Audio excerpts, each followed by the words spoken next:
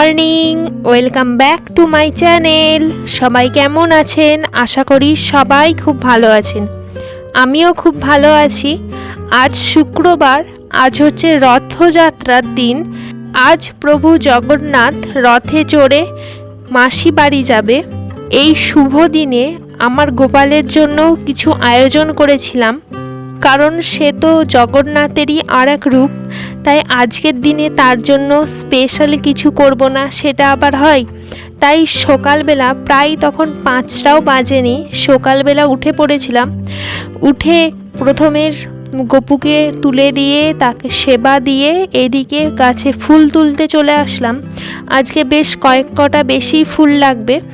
ফুল তুলে নিয়ে সকালবেলা ব্রাশ ট্রাশ করে একটু গরম গরম চা খেয়ে নিলাম।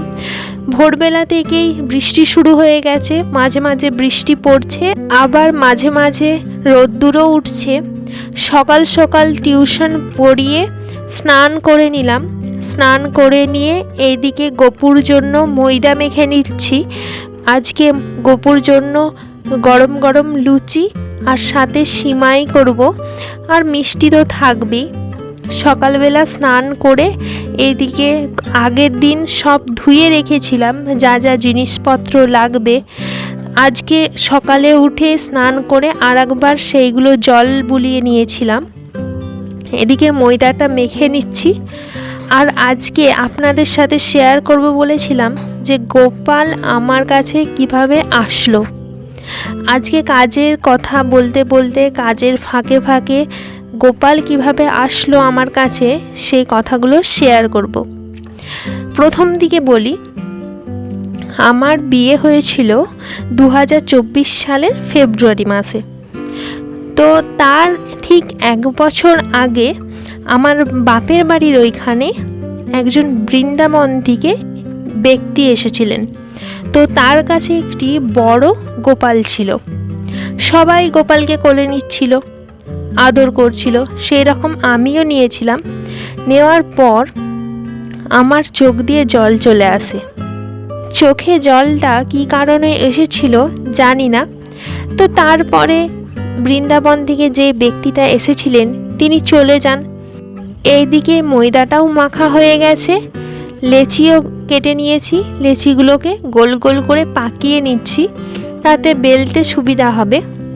তারপর যেমন সাধারণ জীবনযাপন, নিজের টিউশন, বাড়িতে কাজ কর্ম এসব নিয়েই দিন কাটছিল। তো 2024 সালের 12ই ফেব্রুয়ারি আমার বিয়ে হয়। বিয়ে হয়ে আসার পর আমার ছোট ননদ, মানে খুড়তো ছোট ননদ, আর আমার সেজ মামা শ্বশুরের ছোট মেয়ে, ওই দিদি ভাই, আর আমার পিসশাশুড়ির বড় মেয়ের ওই দিদি ভাইয়ের 3 জনের গোপাল ছিল। আমি যখন প্রথম বাড়িতে পা দিই বিয়ের পরের দিন, সেই দিন 3 জনেরই গোপাল আমি কোলে নিয়েছিলাম। আর আপনাদের সাথে কথা বলতে বলতে এদিকে লুচিগুলো বেলে নিচ্ছি। তারপর মাঘ মাসে বিয়ে হয়েছিল, মানে 12ই ফেব্রুয়ারি মানে মাঘ মাস ছিল। তো মাঘ মাসে বিয়ে হয়েছিল। মাঘ, ফাল্গুন, চৈত্র মাসে আমি আমার ছোট পিসশাশুড়ির বাড়ি যাই। এমনি বিয়ের পর প্রথম ছোট পিসশাশুড়ির বাড়ি গিয়েছিলাম। তো ছোট পিসশাশুড়ির বড় মেয়ের গোপাল আছে বলেছিলাম। তো সেইখানে ছোট পিসশাশুড়ির বড় মেয়ের গোপালকে দিদি ভাই সেবা দিত, দেখতাম খুব ভালোও লাগতো। যেই দিন আমরা বাড়ি চলে আসব সেই দিন সবাইকে প্রণাম করেছি, পিসি, পিসামশাই, দিদি ভাই সবাইকে প্রণাম করেছি। সবাইকে বলেছি আমাদের বাড়ি যাবে, আমাদের বাড়ি যাবে। যেমন আমাদের আতিথেয়তার নিয়ম, আসবার সময় সবাইকে বলে আসা, সেই রকম বলেছি। তো স্কুটি নিয়ে গিয়েছিলাম, আমি স্কুটি করে শাশুড়ি মাকে মানে মাকে নিয়ে গিয়েছিলাম। তো স্কুটিতে চাপার আগে আমার মনে পড়লো, এমা গোপালকে তো বলা হয়নি ঘরে যাবার কথা। মনে এমনি আসলো, আমি ছুটে গেলাম। পিসিমণিদের ঠাকুর ঘরে ঠাকুরের পাশে গোপাল রাখা ছিল। আমি এমনি কানে কানে বললাম যে গোপু সোনা আমাদের বাড়ি যাবে কিন্তু। 3 বার বলেছিলাম, বলে আমি বাড়ি চলে আসছিলাম মাকে নিয়ে। তারপর সব ঠিকঠাক যাচ্ছিল। তো এটা পিসিমণিদের ঘর গিয়েছিলাম চৈত্র মাসে, এমনি গিয়েছিলাম। তারপর বৈশাখ মাসে, মানে সেই বছরটা সারা হয়ে গেল, নতুন বছর পড়লো বৈশাখ মাস। বৈশাখ মাসে মামা শ্বশুরের বাড়ি গিয়েছিলাম, কারণ মামা শ্বশুরের বাড়িতে 24 প্রহর ছিল। ওখানেও বলেছিলাম যে সেজ মামুর মেয়ে, ছোট মেয়ে, মানে কাকলি দিদি ভাইয়ের গোপাল আছে। তো কাকলি দিদি ভাইয়ের গোপালটাকে দেখলাম, দেখে সবাই মিলে বসে বসে গল্প করছিলাম। যেমন আত্মীয় সবাই জুটলে একসাথে হয়, গল্প হচ্ছিল। হতে হতে হঠাৎ কাকলি দিদিভাই বলে উঠল মাকে যে পিসিমণি, মা তো সম্পর্কে পিসিমণি হয়, পিসিমণি ঝুমাকে একটা গোপাল দেবো। মা বলল হঠাৎ করে কেন গোপালের এত চর্চা, এত সেবা আমরা করতে পারবো? আমাদের ঘরে এগুলো করা সম্ভব? প্রথম তো মা একটু ভয় পেয়ে গেছিল। দিদিভাই বলল যে কোনো অসুবিধা নেই, কোনো ভয় নেই, ঠিক হয়ে যাবে। বাকি ঠাকুরের সেবা দিতে পারছো 1-2 বার, আর গোপালের নেই আর 1-2 বার বেশি, কোনো অসুবিধা হবে না। জানেন তো দিদিভাই আমাকে গোপালটা দেবে বলে গোপাল কেনেনি। আসলে দিদিভাই একজন নার্স।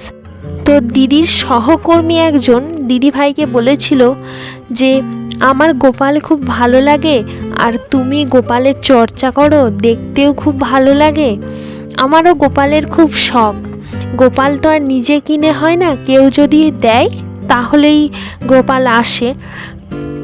তো সেটা শুনে দিদিভাই ওই সহকর্মীর জন্য গোপালটি কিনেছিল। এরপর যখন ওই সহকর্মীকে গোপালটা দেবে বলেছিল, মানে যেদিন দেবে বলেছিল, একটা শুভ দিন দেখেছিল যে এই দিনে তোকে এই গোপালটা দেব। ওই সহকর্মীটা তার বাড়িতে গিয়ে বলেছিল যে এরকম আমার গোপাল ভালো লাগে, আমাকে একজন দেবে বলেছে। তো ওর বাড়িতে, মানে সহকর্মীটার বাড়িতে খুব অশান্তি হয় এই গোপালের নিয়ে। তার বাড়ির লোক চায় না যে ঘরেতে গোপাল আসুক, তো সেই নিয়ে খুব অশান্তি হয়। তো সহকর্মীটা পরের দিন এসে দিদিভাইকে বলেছিল যে দেখো, আমি গোপাল নিতে পারবো না, আমার বাড়িতে খুব অশান্তি হচ্ছে, তুমি গোপালটা, তোমার তো গোপাল আছে, তুমি তার সাথেই সেবা করবে। দিদি সেই মতো সেবা করত। তারপরে যখন মামু বাড়ির অনুষ্ঠানে দিদিভাইও এসেছে আর আমরাও গিয়েছিলাম, দিদিভাই আমাকে গোপালটা নেয়ার জন্য বলে। তো মনে মনে তখন খুশি হয়েছিলাম। তারপরে গপু আমাদের বাড়িতে আসলো।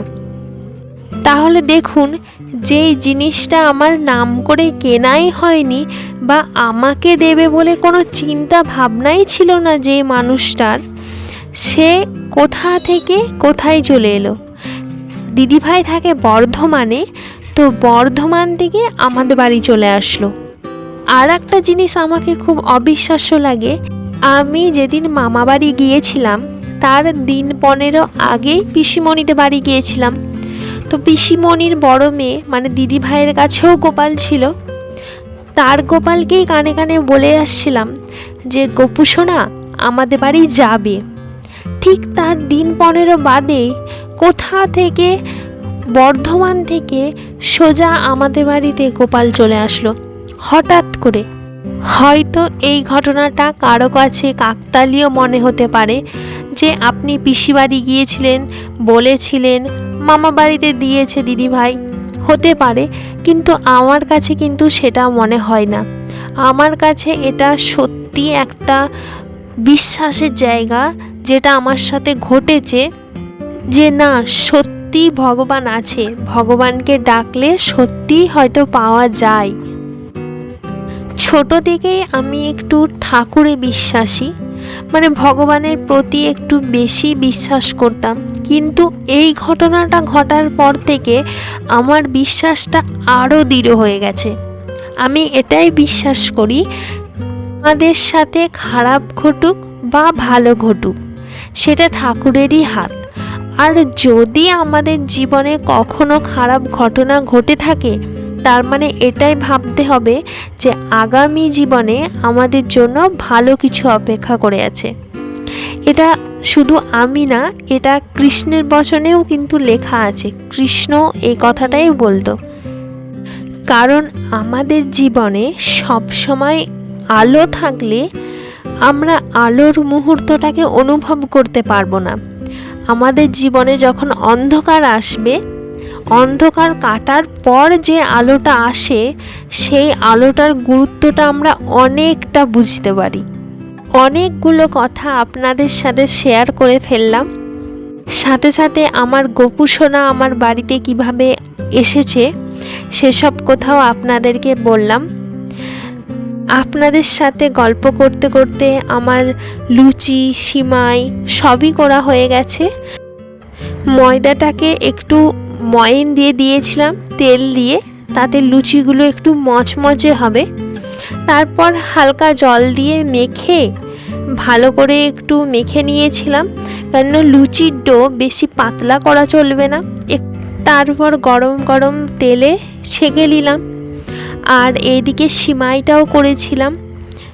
সিমাইটা করার শেষে একটু এলাচ দিয়ে দিয়েছিলাম, তাতে গন্ধটাও ভালো হয়। সব তৈরি হয়ে গেছে। আমি এইদিকে গোপুর থালা সাজিয়ে দিয়েছি, আর বাকি ঠাকুরের জন্য থালা সাজিয়ে দিয়েছি, জল দিয়ে দিয়েছি, আর খাবারের ওপর তুলসী পাতা দিয়ে দেব। আজ রথযাত্রা, জগন্নাথ দেবের আরেক রূপ তো গোপাল, তাই আজকে গোপালের জন্য যতটুকু পেরেছি খুবই ছোটোখাটো একটা আয়োজন করেছি, কারণ সকালের দিকে খুবই তাড়া ছিল।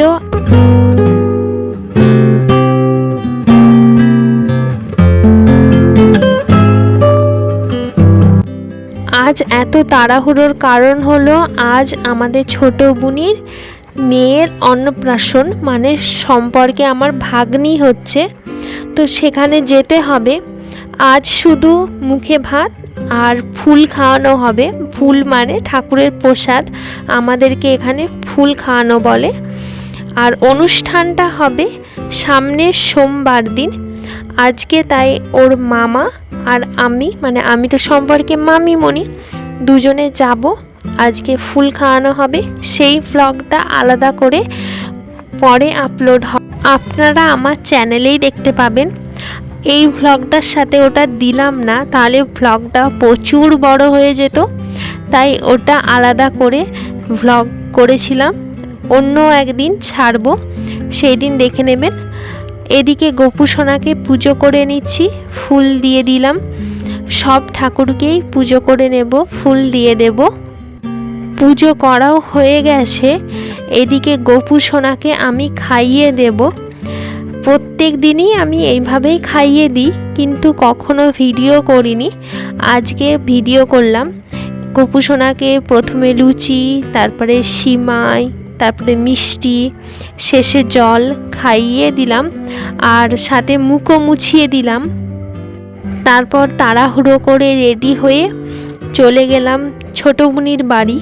আপনাদেরকে তো বললাম ওই ভ্লগটা পরে আপলোড হবে, দেখে নেবেন সেখানে।